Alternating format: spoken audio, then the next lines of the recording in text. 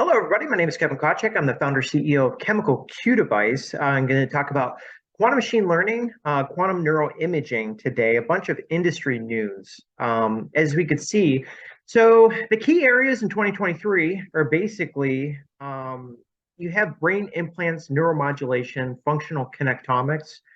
You also have AI, neuroimaging, radiology innovation, efforts to improve standardization, new benefits using coarse images. This is an interesting thing that's happening in hospitals is basically not having to have the best images, and basically being more equivalent to what you get on better pictures. And then I'm going to go into this in detail. So there's a bunch of these studies, basically with, neuroimaging, neuroradiology, and it's important to see an industry as far as the hardware, the different techniques that are being used. So in the first one, you have there's complexity in neuroscience, and it's what separates it apart from, say, cerebral spinal fluid for Alzheimer's detection, or say blood work. And those techniques will likely be used, but this is for more advanced analysis. So say if you have a positive test in one of those, say, for instance, the blood work, that you need confirmatory, like a PET scan. So there's many different areas. So there's developmental, there's cognitive, molecular, cellular, neurogenetics, behavioral, understanding how the behavior of animals and especially humans, clinical, neurophysiology, and sensory as well. So with this, this paper is basically top 5 trends in neuroscience you need to know in 2023. It's O'Brien in basically late last year. So you have brain implants. Now the implants themselves can actually modulate brain activity. And, with this is, with some electronic device.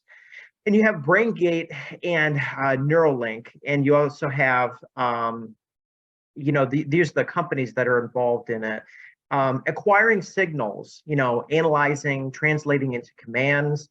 And this is thought that, you can eventually, the general public will take advantage of this, Parkinson's disease, stroke, spinal cord injury, and more. And they're getting better and better at it every year. They need improvements in signal acquisition hardware and in specific potential for quantum diamond sensing technology that's seeing a lot of breakthroughs on its own. Now, the new field of neuroscience is to map connections called connectomics. So this is big image data sets to see neurons and connections, high throughput microscopy, computations, and machine learning. And it's taking up a bunch of data. So I remember I did some research on this, say middle of last year of 2022. And, it's stepping up. So an adult fruit fly, you're talking 5 to 10 terabytes of data a day. NIH wants a whole mouse a brain connectome, which is zettabyte. And then you also have functional connectomics, where you add neural activity to the recordings as well. Now, in the future, everything wants to go towards the brain. As you can imagine, if it takes, another 10 years, 2033 to get whole mouse brain, it's going to take a significant amount of time. And this is where quantum could likely help, especially in the deep learning. And I'll show you some of the models and why that's the case. Now, there's a bunch of quotes. So in 2020, they said, and this is RSNA, the rapid growth of deep learning in neuroradiology holds promise, and as strides are made to improve standardization. 2021, there have been many published studies exploring AI applications in neuroradiology, and the trend is accelerating. 2022, and this is Intelerad, AI's outstanding image recognition tasks and deep learning capabilities enable it to resolve many problems that professionals face. And then in 2023, artificial intelligence can reconstruct coarsely sampled rapid MRI scans, meaning you don't have to take as many scans, less time, into high quality images with similar diagnostic value as those generated through traditional MRI. Now, going into this a little bit deeper, so this is artificial intelligence and deep learning in neuroradiology, exploring the new frontier. And it's Kaka et al. Now they say major advances in ICH, or intracranial hemorrhage detection, stroke, intracranial aneurysm, multiple sclerosis, neuro-oncology, head and tumor imaging, spine imaging. So you could just see the vast amount of areas, especially in quantum and sensing and computing that it's going to go into. So you have this. So you have triage, early warning systems, deep learning with 3 components of stroke, MRI and multiple sclerosis, diagnosis, assesses disease burden over time. You have deep learning for aneurysm screening with TOF MRA. So it's like an MRI with a time of flight detector. Neuro-oncology, tumor extraction, and tumor grading. So, just the amount of data, and especially, as quantum computers get better with more qubits and less noise, it has exponential benefits, especially in imaging. Everything lines up well with matrices, linear algebra, quantum mechanics, those types of things. Now I'm going to start a little bit. So this is convolutional neural networks. So you may have seen this before, but basically you have an input image and you have a kernel. Now the kernel is set and it sweeps across the image, and then it's looking for edges, or one kernel set to one thing, another kernel set to another. And that creates your feature maps. And then after that, you have pooled feature maps. So this is basically compression, or minimizing the image size. And after this, so this is 2 layers, so convolution and then pooling again. Now the key at the end is you flatten all these. So if you've ever seen YouTube videos, and I've included some links in this discussion, if you've ever seen these, is you're only picking up certain parts of the image, right? Like it's more efficient to do that. And then at the end of it, you're flattening these. And then say, for instance, in Alzheimer's, you can have healthy classification, stable. So this would be a quaternary. So if you have stable MCI, progressive MCI or mild cognitive impairment, and then Alzheimer's disease. So it's an effective way of doing things. I included this example, and basically ResNet is one of the, if not most popular, convolutional neural networks out there. And then specific, as you go up, so in ResNet, this CNN's complexity, you improve performance. So if you look at this ILSVRC-2012, and then as the data set type advances, and especially with JFT 300M, is that your performance. So it's those 2 things. So in quantum, what you're looking at with all these is the opportunity for larger models, larger data sets. And again, there's certain things that quantum's good at, certain things that in these hybrids, they're going to be, certain things that the classical is going to be. But as you can see with these quantum simulators, that are doing quite well, relative to the hardware right now, is basically they have limits with, you can only go to say 30 or 40 qubits simulating before RAM, like exponential amounts of RAM is required. And that's why we need the quantum hardware that looks like it's coming this year. Now, here's some development without all of this. Now, in all these things, they said the 2012, the AlexNet was a breakthrough. And then you'll see other ones. You'll see the ResNet, and you'll see all different types of ResNets. I've seen ResNets in the 50s, 30s, it just depends on your application and what you're trying to do. And then further down the road, you see, with QML, QNNs, and QDL. So quantum deep learning is quantum, neural networks with many layers. And so in this next slide here, this is basically showing, quantum artificial intelligence in the chain down. So in all these things, people want, and with qubits, you have an advantage because you're not limited by, I'll provide the exact definition, but basically you're not limited by how many layers you could have. It's just, it's more, you have those many qubits, and then you're somewhat more versatile in that quantum mechanic aspect to it all. And then there's been, and this is an important slide, in 2019, there was a Nature paper, the first quantum convolutional neural networks. And basically what they say, and this holds true today, is conventional neural networks are challenged by quantum physics problems. So that's the whole key, focusing in. And it uses efficient logarithmic variational parameters for n qubits. So here's everything's about the number of qubits. Barren plateaus, which are typically an issue for high qubits, can be eliminated in some cases with these QCNNs. So barren plateaus is, you don't want those. You want wide landscapes, and we're talking about programming and like accessibility.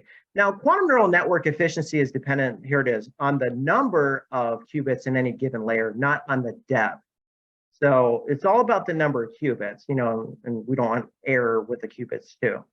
Instantaneous quantum polynomial encoding, I think there's 4 other types, but this is the most common because it's the one that actually entangles qubits.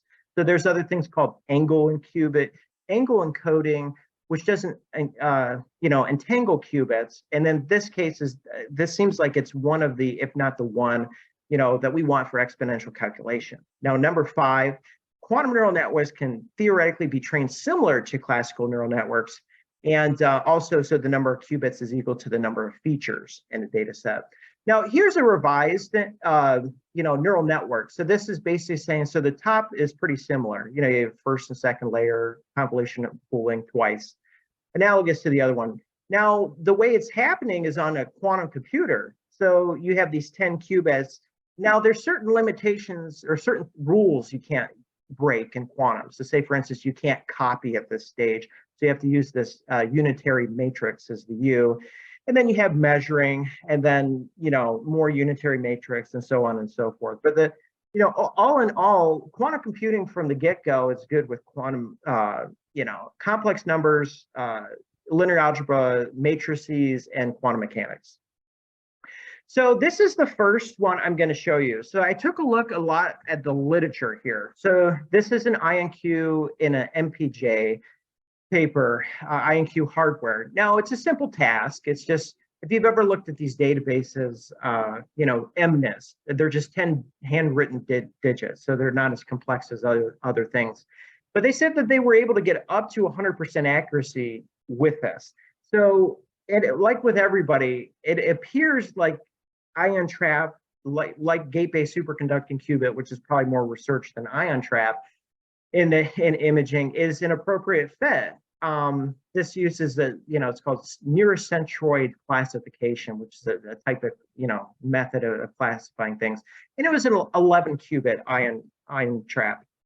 So the next one they did, if you've ever heard of GANs, so GANs are called generative adversarial networks. Now, in this case, you're using something to help the GANs, and that's called the method is the quantum circuit associative adversarial network. Now, what the QC-ON does is it utilizes quantum circuit-borne machine, and we're looking at this kind of second block here, a multi-basis QCBM. And they say it's a good proof of concept because again, all these things are going to be hand in hand. You know, like you can't even run a quantum computer, you know, without some aspect of a CPU brain, and that's why quantum came later. You know, so it's not the other way around. So quantum's here to help classical. And so this was a good example of something a little bit more challenging to do with ion trap computing. Now, number 3 right here is Deloitte and Strangeworks. And basically what they did is they did a very good job. So this is one of the, if not the most recent paper, this December 2022.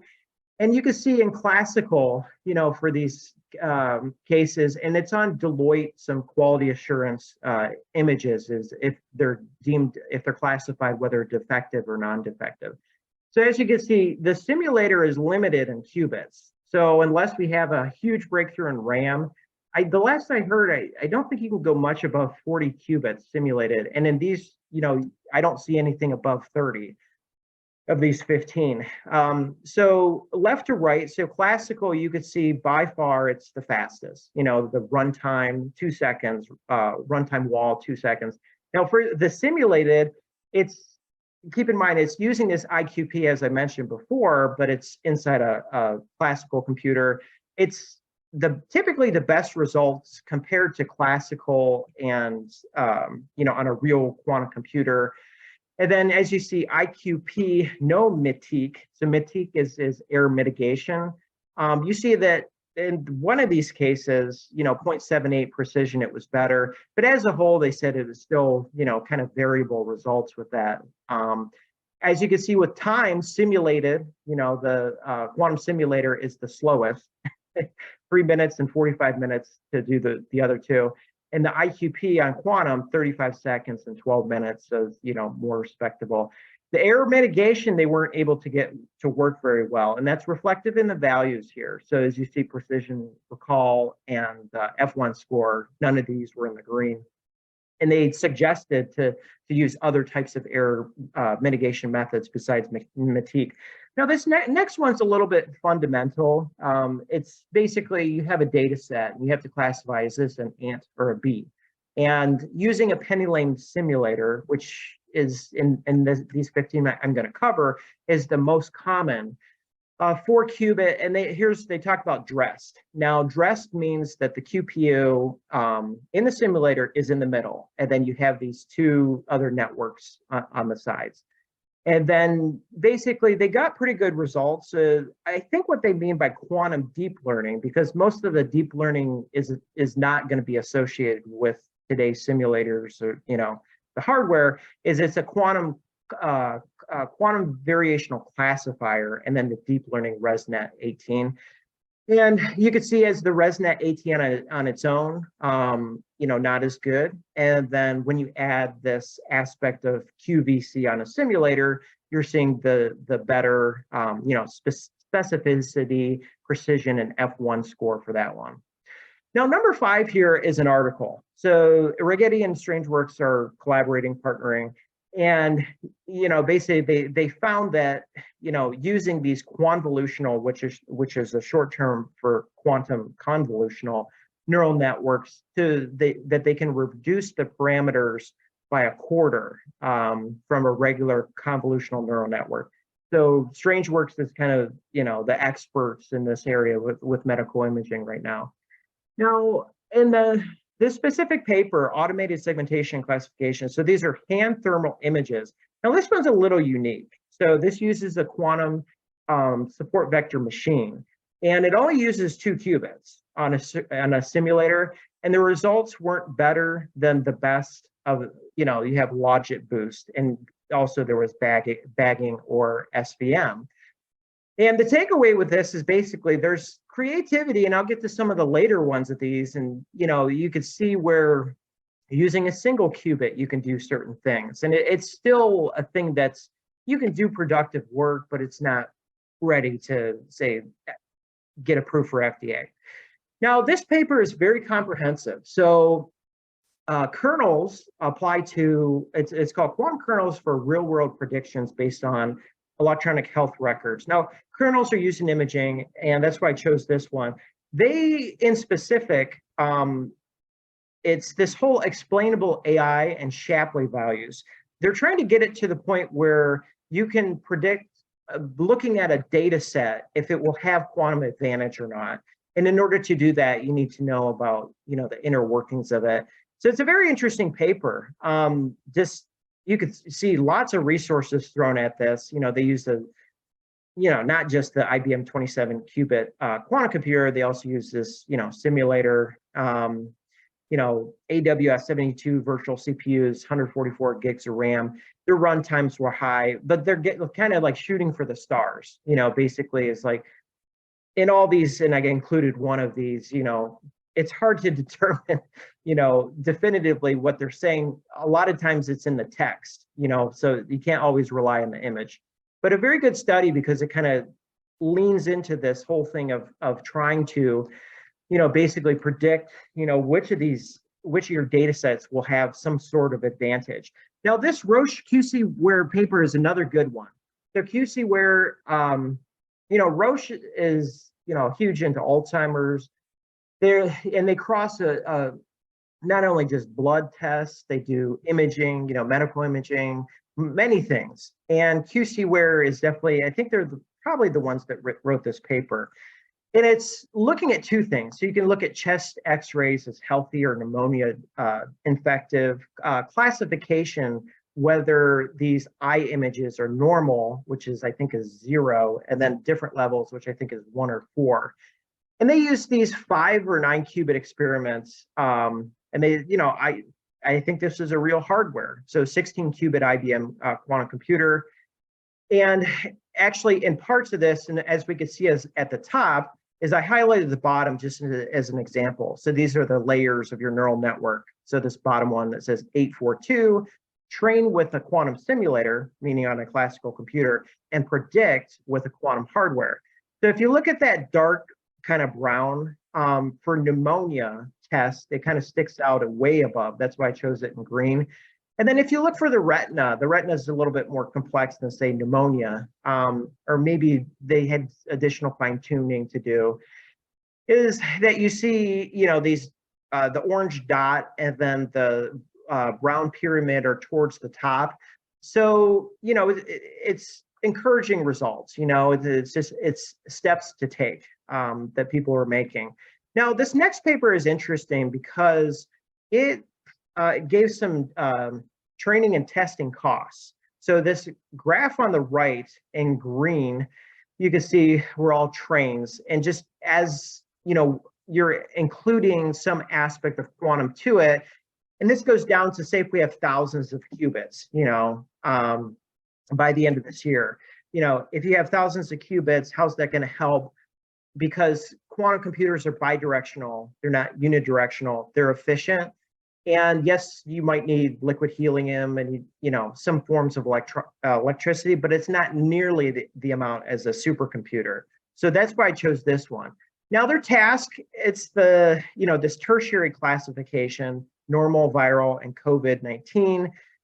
This is, I think this one was a preprint, but anyways, they used a penny lane, simulator up to 6 qubits. Their unique things was their quantum classifiers. So you have MMS, MSMS, and then, this is reflective. So 92%, so say with MMS and vanilla is what they call it. Vanilla is kind of like, the standard, like a ResNet.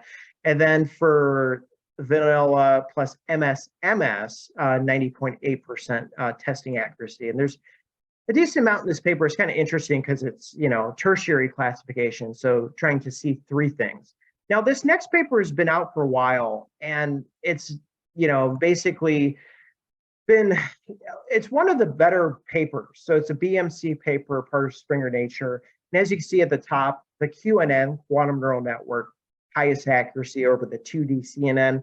Now, there was a push with all these COVID papers. The one before is pneumonia. This is COVID paper, and I don't think it ever reached approval quite yet, as the hardware is kind of settling at this point, and availability and cost. Say if there was ever something in the future, where quantum would help, it has to work, across all areas. And basically, this is basically no COVID or non-COVID. I couldn't quite find the number of qubits, but they said 10 epochs, 32 parameters. So that 32 parameters may associate with qubits. Now the results are basically, almost 3% better with a quantum neural network over the 2D CNN. Now this paper is an Alzheimer's paper, and it's kind of ahead of its time. So this is earlier last year. I've reviewed this a number of times. And it's basically saying, is it demented or non-demented? Penny lane 4-qubit hybrid simulator in this QVC. So we've seen the quantum variational circuit before. Results, basically 97% for the quantum approach, and the conventional approach, 92%. And they went through a bunch of tests, and this graph at the left shows that the penny lane outperformed 2 of the IBM Qiskit simulators. So this basic AR and then this AR. Now, the important thing to learn is that in all these things, it's address circuit, right? So it's in between the ResNet 34 and then this fully connected classifier, or it's basically in between classical approaches. So that's what the address circuit means. Now, these next couple are basically fundamental research. So this is single qubit encoding. And what can you do with it? And they made this argument, in using, MNIST and fashion MNIST and ORL databases, that It's just a single qubit penny lane simulator. And there's two ways of going about it. Now, simulators are traditionally slow, like very slow, but they have no noise. And they're limited in qubits, like as I said, because of the RAM issues with classical computers that I haven't seen anything, especially in these 15, anything over 30, to say 40 qubits. Now, your vanilla version of that is basically you don't have noise. And in simulators, they're cheaper to run, they're more accessible than quantum hardware. And when you're doing programming, you typically start off with a simulator just to see how things are working and to save money. And then you can add noise to it to basically simulate the noise in a quantum computer too. In this paper, if you want to see it, there's all different levels of noise you can add. But basically for these data sets, from least to most complex, 94, 89, 82% being the face databases. They say it's foundational towards using minimum parameters in number of qubits. It's understanding the fundamental, how does the qubit work in the quantum computer with imaging. Now, this next paper is kind of recent, it's 2023, error determination of implicit and explicit systems with an MFNIST data set. So these, going 12, I think 13, 14, 15 are more like this fundamental research. 12 qubit simulator, and the traditional way is called linear. So these linear models, and they're saying if you do re-uploading of data, you could require exponentially less number of qubits, right? And this is early 2023, it's good to see this is happening. So from this graph, what you can take away is in the green, so for training explicit and testing explicit, as you get above 7 qubits, in the simulator, that your error approaches 0. So that's good to see. Now, this one I reviewed a while back. So this is where I got that term, so vanilla. So they say the plain version. But as you can see, in this one, 3D scalable quantum convolutional neural networks. So it's abbreviated SQCNN-3D, and it's for point cloud data, so figure voxels, and potentially even MRIs. They use voxels. It's a 3D pixel, and the task is basically to look at ModelNet and ShapeNet via this point cloud. They used a 4-qubit simulator with 48 parameters, and they also did this task called reverse fidelity training, and they found that it helped as well. Now, in that top one accuracy at the top, I don't think they included the RF train. But as you can see, the results with this for 10 classes over vanilla, is 93% compared to, say, so their SQCNN, which they're saying is better than the QCNN. So the 93.7% for model 10 compared to an original classical 90.3%. So this was a more conclusive paper out of the bunch. And then this paper is interesting. So if you know anything about image processing, you have this thing called POVM, and it's a long abbreviation. And basically what they're doing is it's projection value measured base. So it's adding something to the end of the stack here. So you can see the extracted features, prediction. So they're using MNIST and 3 other different types of data sets, simulator with 4 to 6 qubits, 4 or 6 qubits.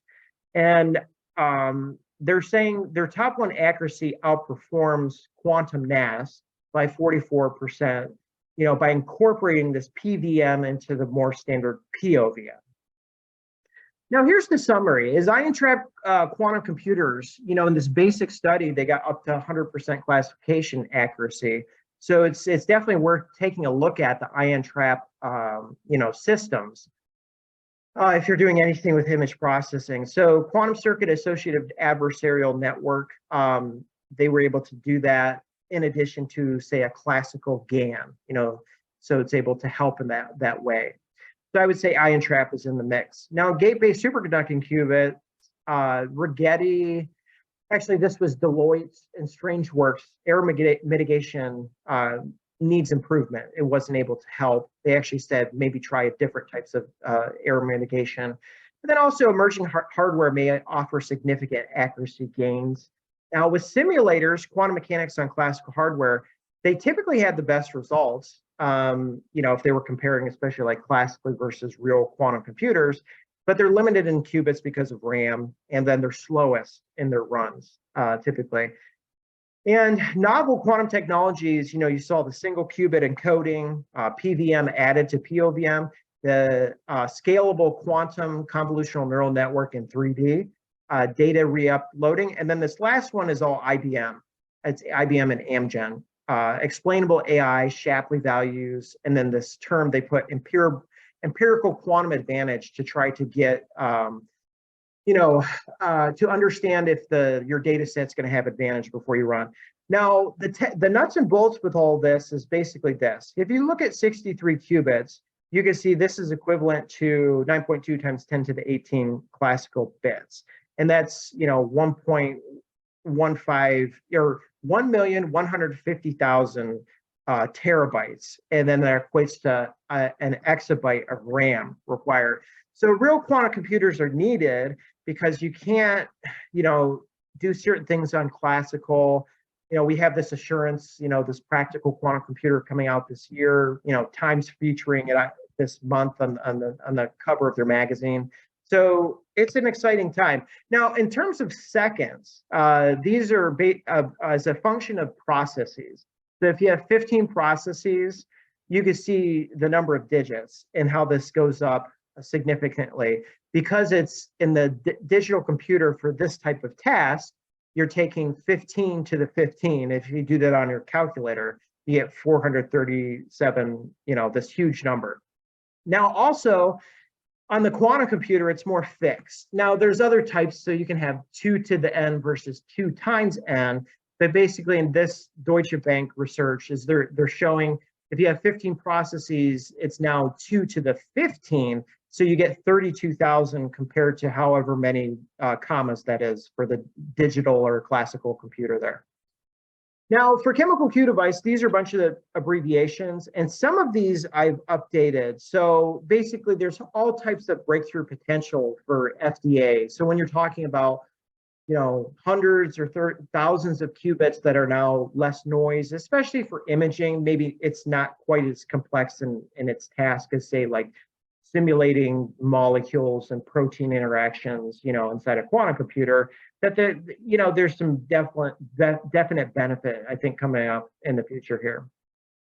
And then, so there's breakthrough devices, in cerebral spinal fluid and in blood. And then here's some of the ones, for basically in neuroimaging with QML. QML will benefit, genomics and blood work and CSF. It's just the brain has that benefit because of complexity. If you're just talking imaging, if you're talking, neural implants, connectomics, it's always going to require, the most out of a quantum computer. And then after looking at, so I narrowed down about 521 FDA approvals to about 191. And then of those 191, like a couple dozen or a dozen. And then these are some of the main areas for a quantum to go into. So you have reconstruction algorithms, segmentation algorithms, and image processing, reducing MRI size with quantum sensing, multimodal neuroimaging, basically planning, forecasting, these types of things. And actually, some of them, the one at the bottom was done, I think, with quantum annealing. So it's more nurse and physician scheduling. And then here's the stages coming up. So as you can see, stage 1, it's the Alzheimer's algorithm. Stage 2 is a reconstruction. The reconstruction method is more fundamental. And I highlight this, and the big number with this is Q3 this year, so 2023, to shoot for an MVP, minimum viable product, for an Alzheimer's algorithm. And then, with all these, so Alzheimer's algorithm, there's advantages, on hybrid, hardware, access to bigger problems, accessibility. And the key to it, and I've done a fair amount of this, is education towards new market. And it's just what it takes. It takes a while to get key players, and in medical, signed on with quantum, and, then understanding the minimum terms kind of thing. And there's all types of, so there's Alzheimer's diagnosis, prediction, you have validation, and then there's pros and cons to all these. I'll post the deck afterwards.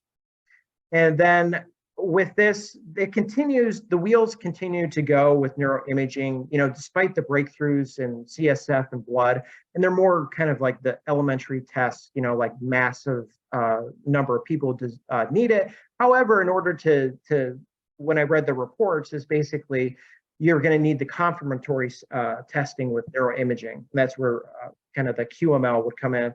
Now, this is adapted from Sabaya et al. It's actually one of the papers I featured here. Here's an example of basically the hybrid approach. So you see the ResNet 34, you see hyperparameters, trainable using quantum. You see the two options, the real quantum computer or the simulator, patient data going in as the specific data set, and kind of building on all of that. Now, the stage 2 is basically this reconstruction, and in reconstruction, it's taking raw data and turning it into an image. And then while you do that, you can correct for motion, you can denoise, undersampling, all these types of things. So in my mind, where I see that is basically how do qubits line up, with neural networks, and then forecasts as the hardware gets better. And there's all, this is just one of them. So you see the second step is reconstruction. So in medical image processing, there is a myriad applications for quantum. So you have data acquisition, sensing, and you even can have quantum machine learning to help the detection. There's a paper on that in Nature too. And, you have enhancement, analysis. So segmentation and reconstruction are kind of like the two big ones for FDA approvals, and kind of looking forward towards those. And then, so I highlighted this, is basically there's a bunch of papers done with machine learning. There's huge paper, machine learning and neuroimaging, like an MIT conference, and they, go through ad nauseum of how machine learning is just like been this huge transformational thing. In all these things, you need to have, and this is more in the future, but clinical trials to see if their drugs are working, you need to have MRIs and PET scans. And as I'll show in this slide here, and say, for instance, if you look at the Roche and you go all the way down, or actually you stop at MRI, contraindications to MRI, meaning like if you have like metal in your eyeball, you can't have an MRI.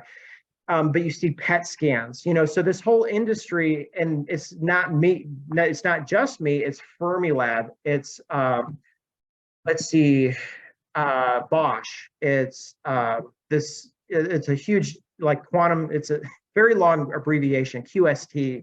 They work on this kind of stuff with quantum sensing in the future, but people will want to have better images and better algorithms to go with, research, and more new requirements too, so protocols and standards. And stage 3 is basically combining this, having this better Alzheimer's analysis algorithm with reconstruction. Here's some of the background. So these are basically precedences, so these are mostly 510K approvals are on FDA. And then, as you can see, I've kind of gone over this before, but the stage 1 Alzheimer's, analysis, stage 2 reconstruction, so on and so forth, and then for a potential FDA submission, stage 4. So the business model is basically licensing, subscriptions, and partnerships. The biggest one is probably going to be licensing. There's going to be a number. I'm connected to some of the leading companies in the world as my top searchers. So kind of feeling all that out and what they want for their products, how to implement quantum sensing and computing.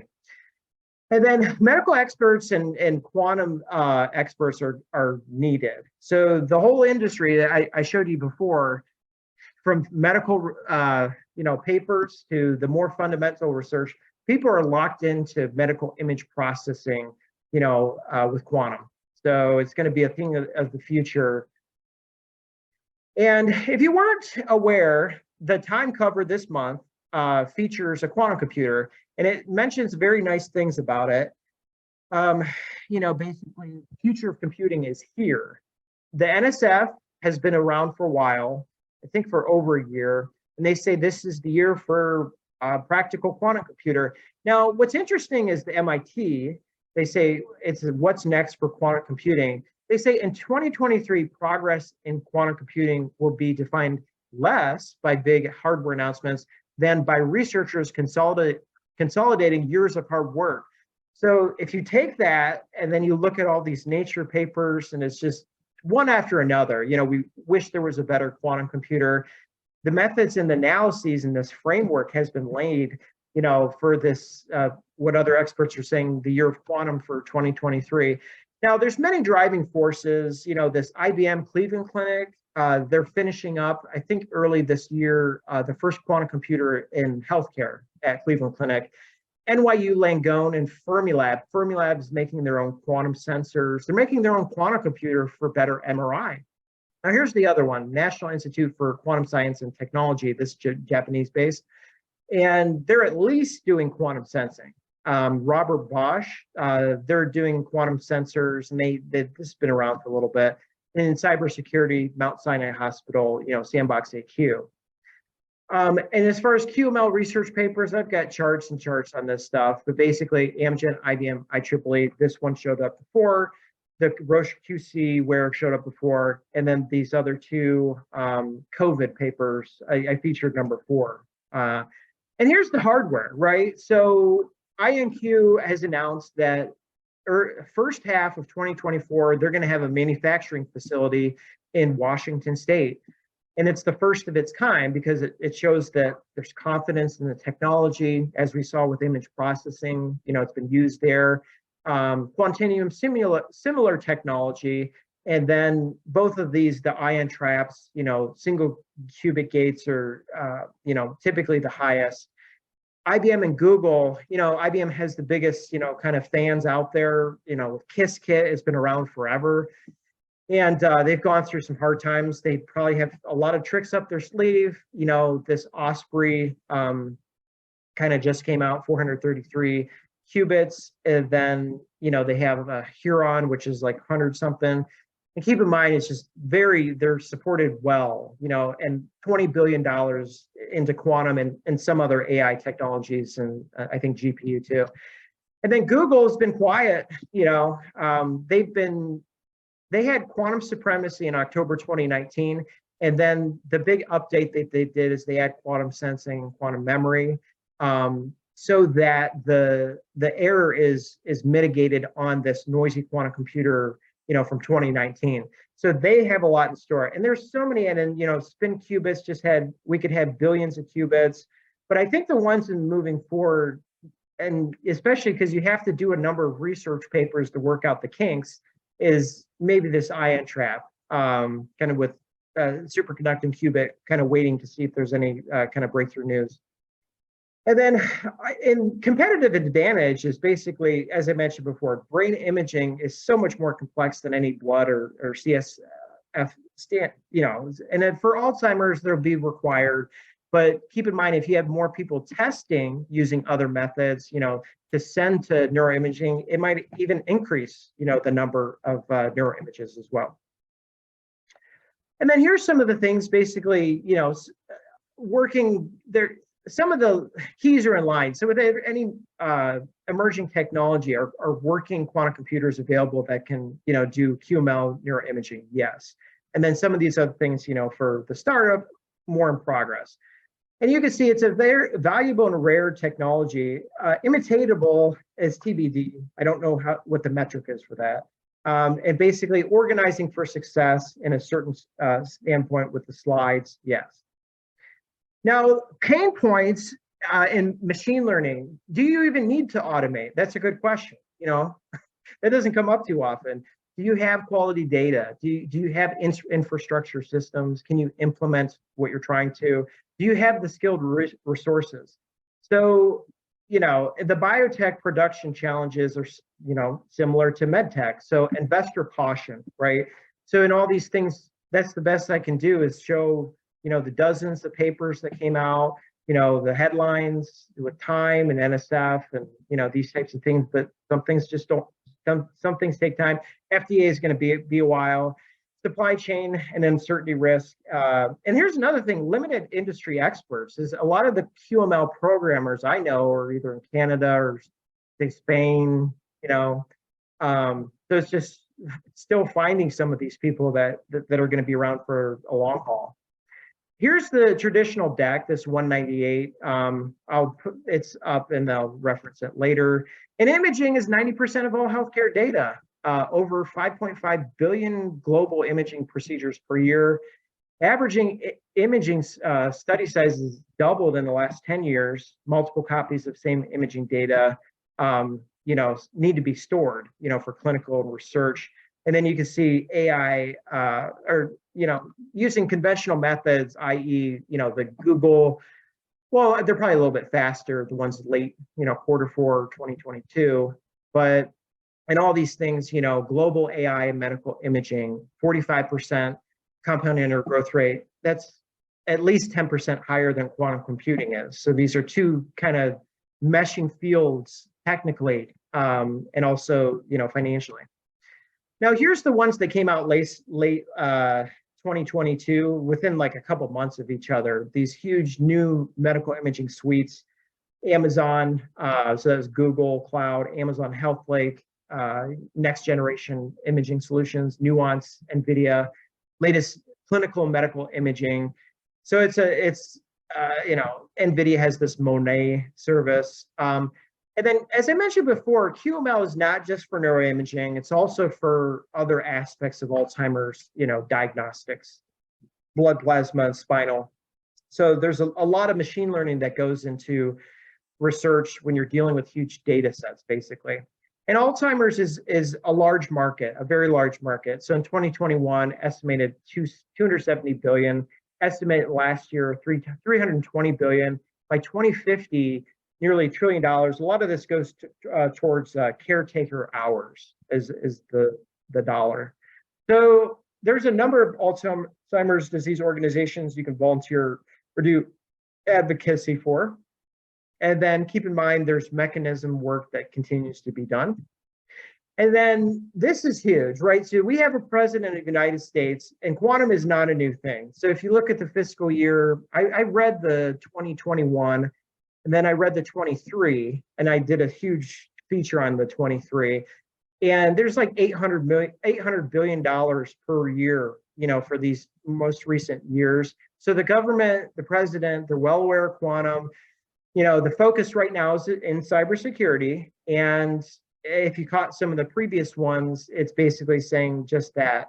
There's quantum standards about to be passed, or they're progressing very well from inquiry to approval from ISO and IEC. So it's just one of those things where it just keeps building, and especially going into other industries too, how will all that play out? So basically, there's lots of education that has to happen. But when people start to spend money on, an emerging technology, and it's for a good cause, like defending the country, they're going to understand what qubits are, those types of things. So you should be able to come on. Okay. And then I'm interested in, kind of people's take on that. I think the biggest thing in this kind of deck was the 15, articles coming out of, top journals, Springer Nature, BMC, those types. And you should be able to unmute and come on. See a number of familiar faces here, some old ones too. So Nathan or George, go ahead.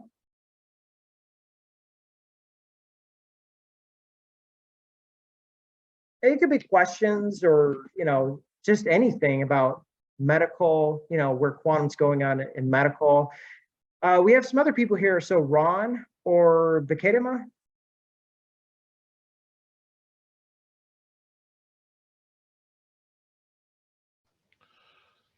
Hey, yeah, Kevin. I have a question. Nathan here. Can you hear me? Yeah, go ahead, Nathan. Thanks. So I was also interested in what's going on with sensing with like other kind of cancers, like for instance, lung cancer. If you can improve sensing by even 10% with cancer, it will make a huge difference worldwide. I mean, the advances in cancer have been because they can detect it earlier. You can't stop it, but the earlier you detect it, the longer you live. So is there anything going on in terms of early detection? I think Sandbox is doing something, but I want to know if you could bring us up to date on that. As far as imaging goes, I mean, I start with the sensors. So the new ones that are coming out are called quantum diamond sensors. So they're basically a diamond, which is carbon, and then you omit carbon and you put either nitrogen or silicon in it. And then I think the biggest one, is an MCG paper. So it's magnetocardiography. So that's they use it on a rat's heart, and they got tenfold better spatial resolution. Wow. So that was millimeter resolution instead of centimeter resolution. And that paper is so complex, or not complex, it's so comprehensive that they include all of this supplementary detail, how to get to the point where they're going. But all these things Put that paper in the chat, please. Yeah. It's like millimeter nature scale quantum sensor diamond. That's what I type in the Google. So on mine, it just pops up as milli because I've seen it. And so you have a number of these papers. There's, all frequencies and diamond sensing technologies. This is MIT and some Chinese researchers. So they can detect all RF frequencies.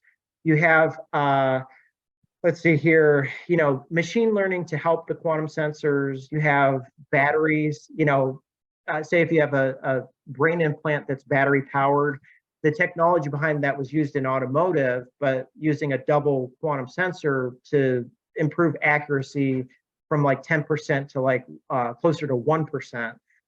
So I'm going to probably crank out another deck, and it's just going to feature some of this, and then especially the quantum sensing. And because the two kind of go hand in hand. Yeah, I agree. Yeah, quantum sensing isn't new. There's squids and OPMs and these types of things, but the diamond quantum sensors are unique because they're biocompatible and they're fluorescence based, which is, everybody loves fluorescence, hyperpolarization, these types of benefits. They're relatively inexpensive. They want to use them inside of cells, like actual cells. So right. Yeah, there's just a number of applications, and the high time was kind of, I think, August. They also had a thing, it was called quantum phase sensitivity detection, and they're able to remove all of the noise, or at least most of it, from noise recordings. So they use like the MLK, I Have a Dream, and they say it can be used for vector magnetometry. Now, vector magnetometry is the thing these days. You have electric, which is like EEG, and then magnetic, which is like a MEG. Okay. I think I'm glad to hear you say that answer, that you're thinking of doing another presentation around this. If you do, let me know. I have access to a lot of people, as you know.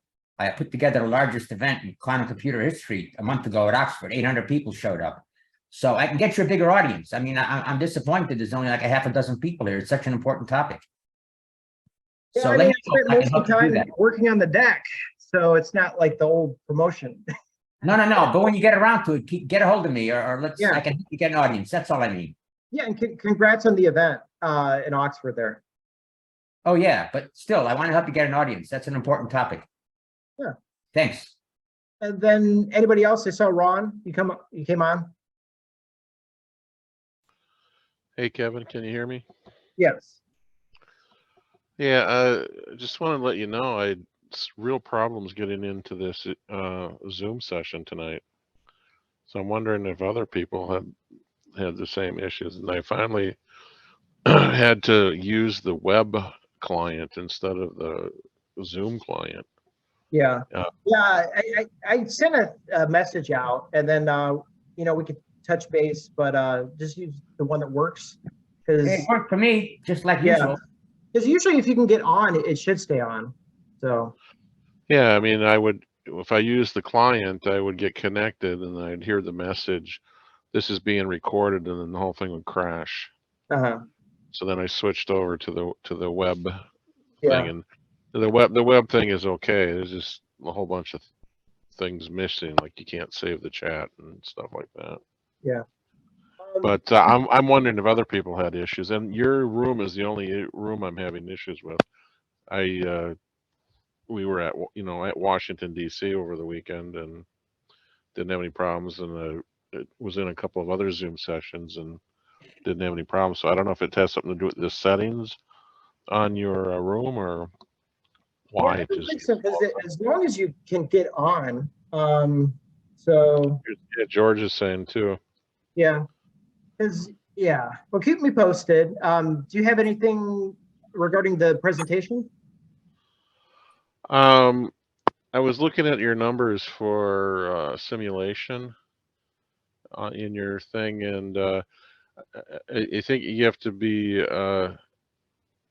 the numbers can look generous if you just are scaling them up exponentially for how much RAM you need, because for any number of qubits you need 2 to the n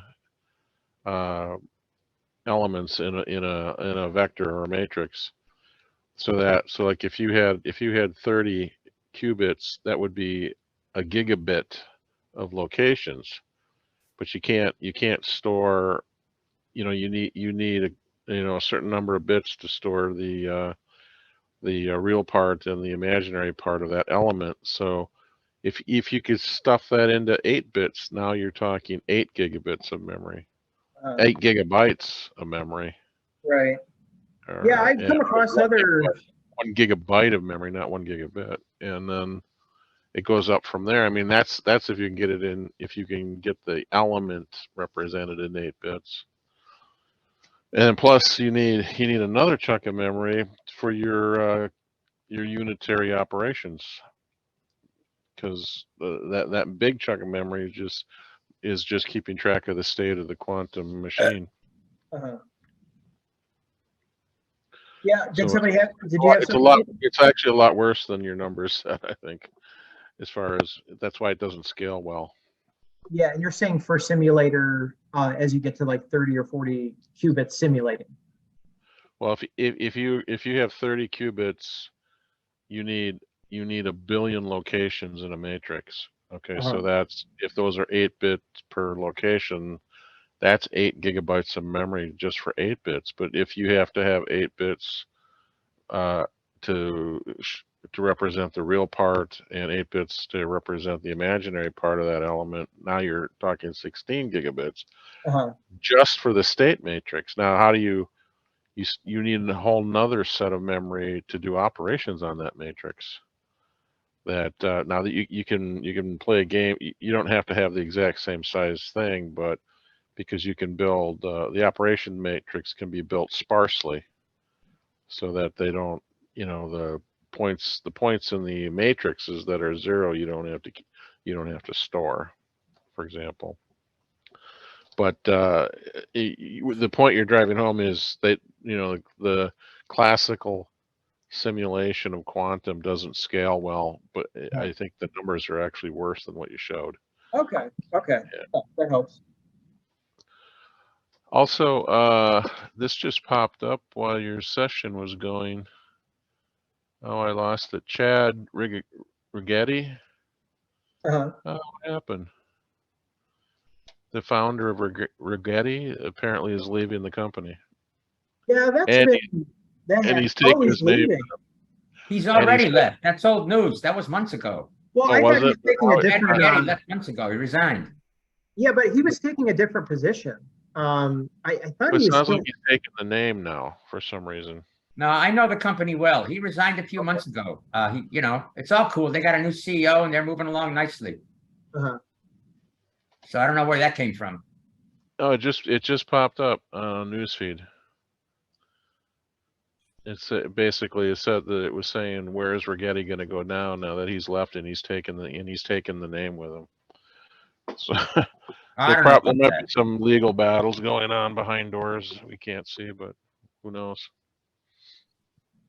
Well, yeah, I mean, it's just these technologies, I mean, things happen. And then it's just, one will get momentum. So I would say the momentum's definitely with, say, IonQ, and then, you know, Quantinuum, essentially the similar technology.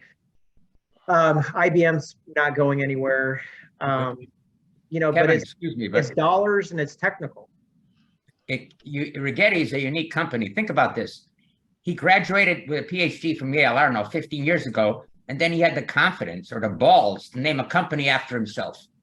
I mean, even Monk didn't. I mean, you know, Tesla didn't do that. And so it takes a lot to, and he pulled it off. He named the company. No other company's named after, you know, besides Hewlett Packard. So he has a lot of confidence, and it's a solid company. They got some good things going on there, and they've had some, you know, natural growing changes, but it's still a solid company. Yeah, everybody deserves a shot for sure. Anybody else we haven't heard from? Shyam or Beketema? And then George too. Go ahead, Beketema. Hey Kevin, this is Bahar. I think that's my family name that you're saying. Part of my family name. I think you're written Beketema. Yeah, did you have something like medical quantum or? Oh no, I was just saying. I was just introducing myself. I'm Bahar. Usually I attend your talks. That's it. Awesome. And then if you have anything for the chat, you put it in the chat. Same thing with everybody else. And then we could circle back around here. So George, see you're back on, or Ron. Kind of like, you know, as far as the medical stuff, medical imaging is just like, you get into something and you just hear something like, oh, you know, the first thing, QML is good, neuroimaging is good. You know, by the way, you know, QML is the principal component of quantum computing. And then after I researched this, it's just like medical imaging and quantum computing, and, you know, especially post simulator, ion trap, gateway superconducting qubit appears to be off to a pretty good start.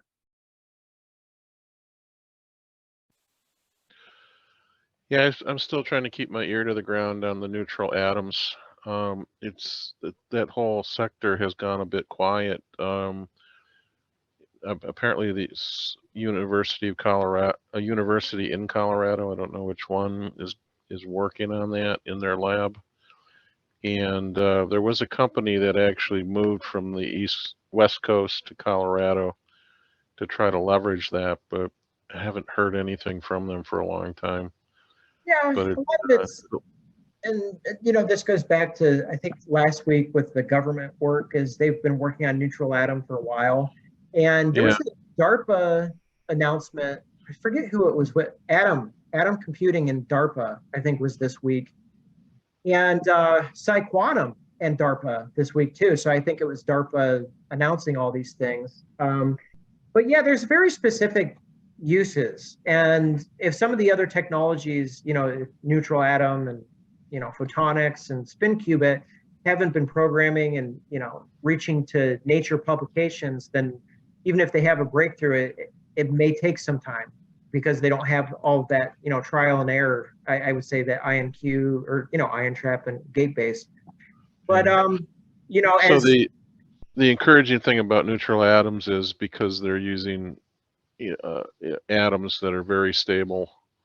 They're you know, they're a bit larger and they're very stable. They're, you know, their hope is that they'll be less susceptible to environmental noise and cosmic rays and all that good stuff. So but just looking at the technology, it's just fascinating how they just hang atoms in free space and trap them with lasers. They're not, yeah, they can put it into any sort of topology they want to, yeah, which solve problems that everybody else is dealing with.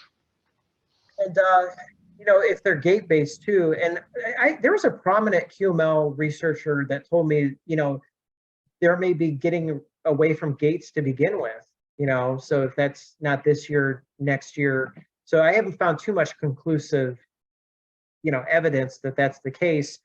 But I mean, for me in medical, it's basically, you know, I'm seeing this pass through cybersecurity.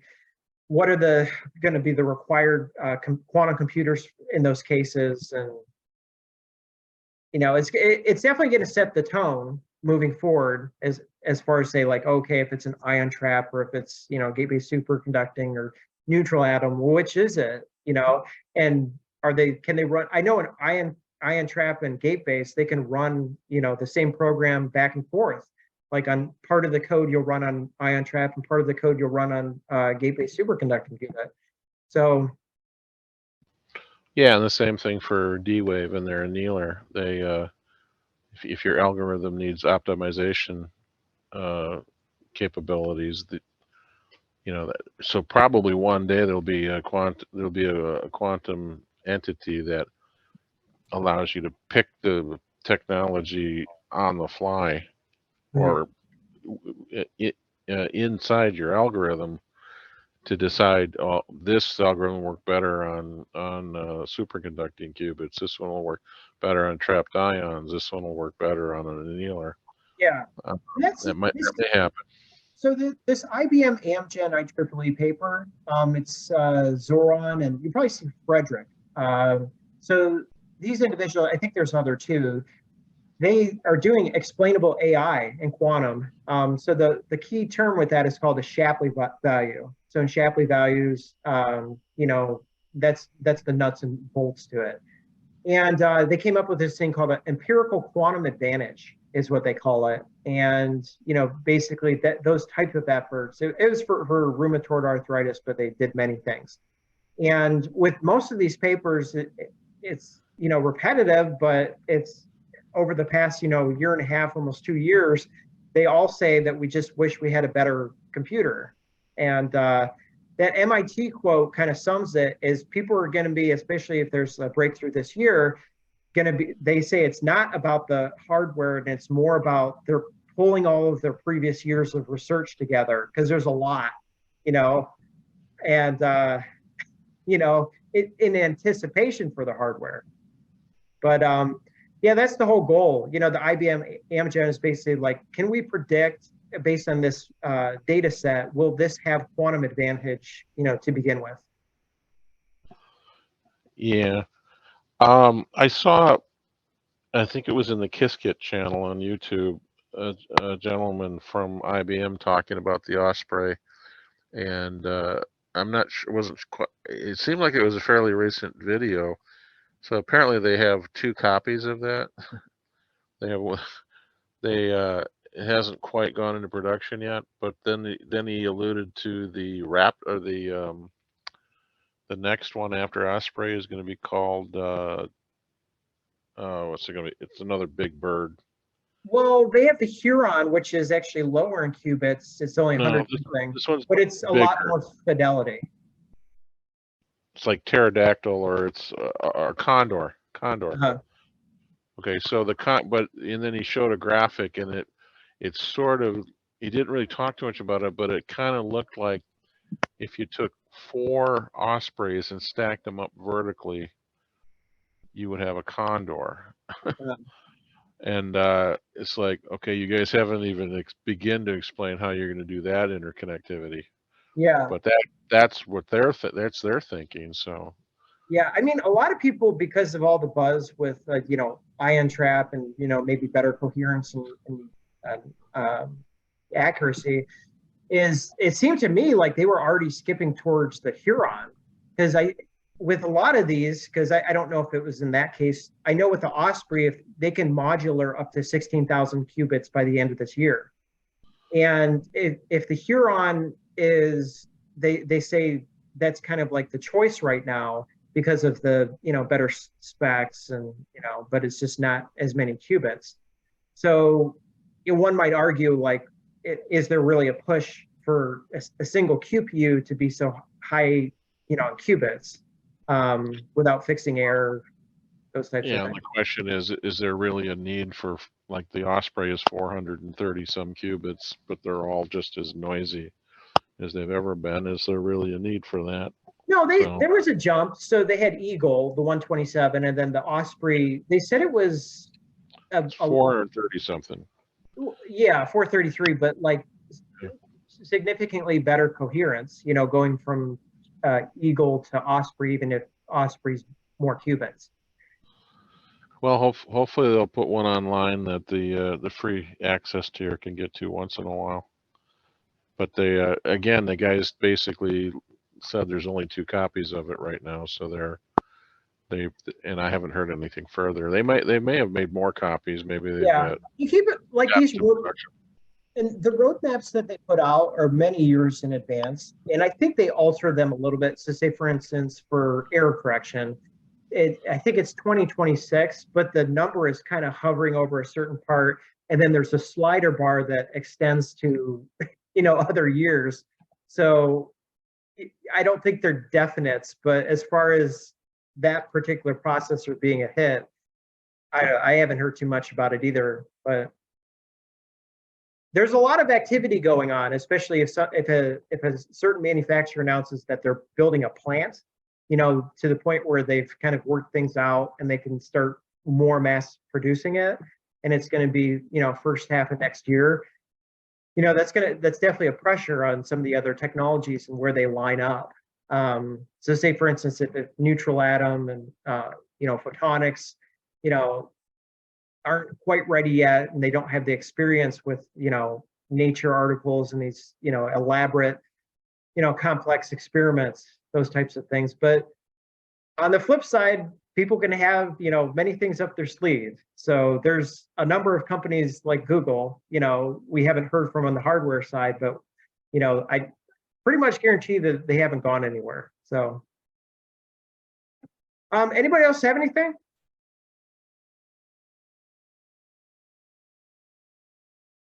And then yeah, appreciate everybody coming on. Go ahead, Nathan.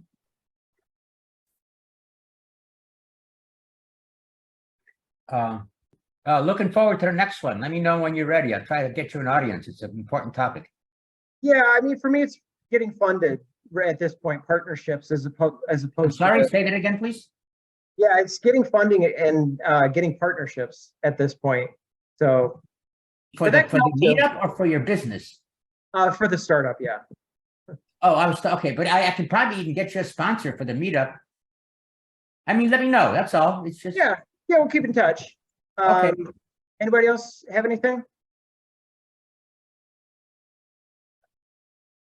And then if not, this is February 2nd. So happy February, everybody. This is the month of that time cover for the quantum computer. So be sure to keep sharing that picture. It can only help out. And of course, I think that was an IBM, gate-based superconducting. This is discussion number 68. I appreciate everybody coming on. Have a good rest of your day and have a productive rest of your week. Take care.